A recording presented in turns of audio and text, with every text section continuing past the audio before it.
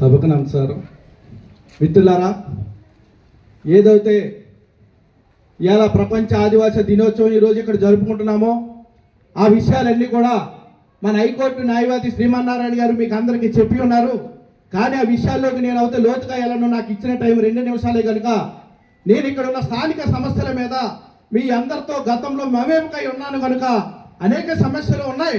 అయినా సరే నేను 2-3 విషయాలే ఇక్కడ ఉన్న స్థానిక ఎమ్మెల్యే గారి దృష్టికి తీసుకెళ్లాలనే ఆలోచనతోటి ఈరోజు అనేక కార్యక్రమాల్లో శ్రీమన్నారాయణ గారు నేను పాల్గొవలసి ఉన్నా సరే ప్రత్యేకంగా ఈరోజు ఇక్కడ రావడం జరిగింది.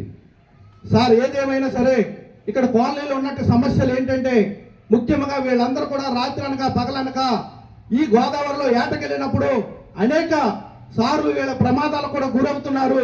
వీళ్ళకి సరైన రక్షణ లేదు. వీళ్ళకి ప్రత్యేకమైన ఇక్కడ ఒక సంక్షేమ బోర్డు ఉంది. ఆ బోర్డులో కానీ ఎటువంటి వీళ్ళకి ఇన్సూరెన్స్లు కానీ ఏమీ లేవు. అలాగే వీళ్ళకి రావాల్సిన ఏదైతే పడవలు కానీ బోట్లు కానీ వీళ్ళకి రావాల్సిన సంక్షేమం నిధుల నుంచి రావాల్సిన ఏమైతే ఉన్నాయో అవి కూడా కొందరికే దక్కుతున్నాయి తప్ప అందరికీ దక్కట్లేదు. ప్రత్యేకంగా దీన్ని గమనించి ఏదైతే రాత్రి అనక పగలనక కష్టపడి ఏటాడి ఈ రోజు ఈ కుటుంబాలను పోషించుకుంటున్నారో వీళ్ళందరూ కూడా భవిష్యత్తుకి మనం ఇలా ముఖ్యంగా ఇవాళ ప్రపంచ ఆదివాసీ దినోత్సవం సందర్భంగా వీళ్ళకి ఒక స్పష్టమైన హామీ ఇవ్వాలి. వీళ్ళ కుటుంబాలు కూడా ఎంతో కష్టపడి కరోనా టైంలో రోడ్డు పడినప్పుడు వీళ్ళకి అందరికీ దగ్గర నుండి నేను చూసిన దాఖలాలు ఉన్నాయి.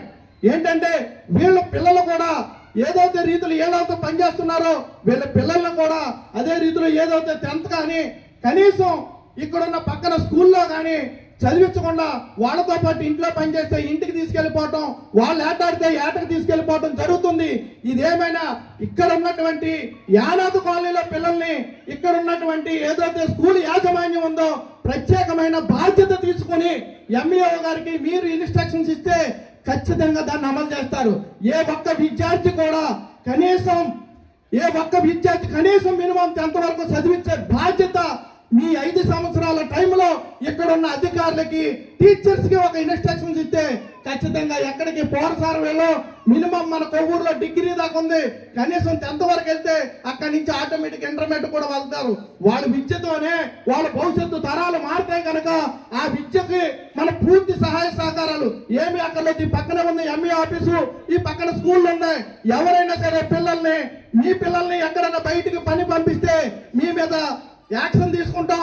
మీకు రావాల్సిన సంక్షేమ పథకాలు మీకు రావని ఏదన్నా వారల్ ఇన్స్ట్రక్షన్స్ ఏమైనా మీకు ఇస్తే ఖచ్చితంగా నిర్బంధ విద్యని ఏదైతే ఉందో ఖచ్చితంగా నిర్బంధంగా కాకుండా వాళ్ళందరూ కూడా పిల్లల్ని తీసుకొచ్చి ఇక్కడ స్కూల్లో జాయిన్ చేసే బాధ్యత మనందరం కూడా తీసుకోవాలి కనుక వాళ్ళు ఏదైతే ఇల్లు ఉన్నాయో ఆ ఇల్లు అయితే పూర్తిగా శిథిల వ్యవస్థకు కొన్ని ఇళ్ళు ఉన్నాయి. ఆ శిథిల వ్యవస్థలో ఉన్న ఇల్లు ప్రత్యేకంగా ప్రభుత్వమే వాళ్ళకి ఎటువంటి ఇబ్బంది లేకుండా ప్రభుత్వమే నిర్మించి వాళ్ళకి పక్కా ఇల్లు నిర్మించి ఇవ్వాల్సిన బాధ్యత ప్రభుత్వం మీద ఉంది కనుక అనేక సమస్యలు ఉన్నాయి కనుక త్వరలోనే మనందరం కూడా యానాదు కాలనీ సంక్షేమ సంఘం తరఫున తర్వాత మన సమస్యలన్నీ కూడా మన గౌరవ ఎమ్మెల్యే గారికి తెలియపడతాం. ఈ అవకాశం ఇచ్చినట్టు ఈ యానాదు కాలనీ ప్రెసిడెంట్ గారికి అందరూ కూడా అభినందనలు తెలియజేసుకుంటాం.